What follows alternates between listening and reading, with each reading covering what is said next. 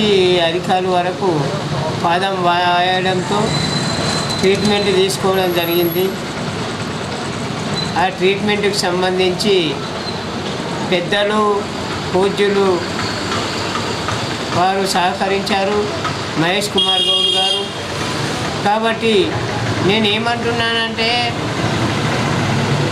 పెద్దలు పూజ్యులు గౌరవనీయులు అనేటువంటి వారు ఎప్పుడు కూడా మనకు అందుబాటులో ఉండాలి. పేద ప్రజలకు కంటికి రెప్పలా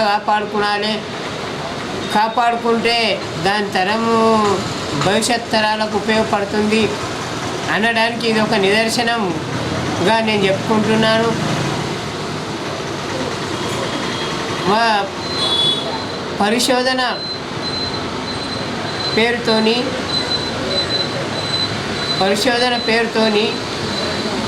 పట్టణంలో విచ్చలవిధిగా వ్యాధులు ప్రబలుతున్నాయి.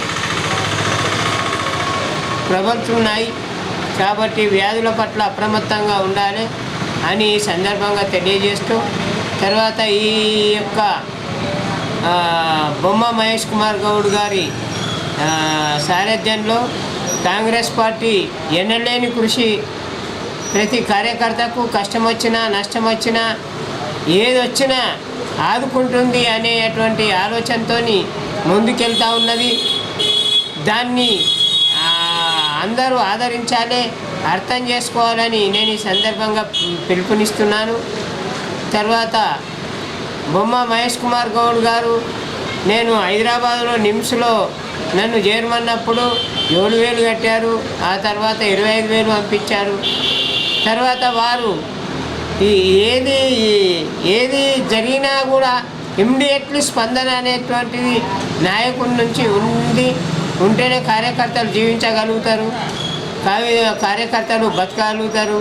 కాబట్టి వారికి ధన్యవాదాలు పత్రికాముఖంగా నేను ధన్యవాదాలు తెలియజేస్తున్నాను. వారి కుటుంబానికి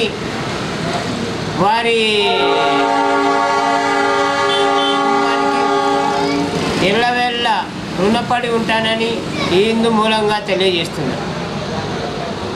ప్రజల పట్ల జాగరూకతతో ఉండేటువంటి వ్యక్తులు, రాజకీయ నాయకులు వాళ్ళ కండదండలుగా ఉండాలి.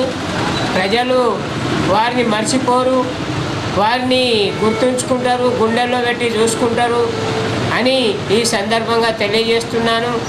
మరియు వారికి 21వ తారీఖు నాడు న్యూ అంబేద్కర్ భవన్లో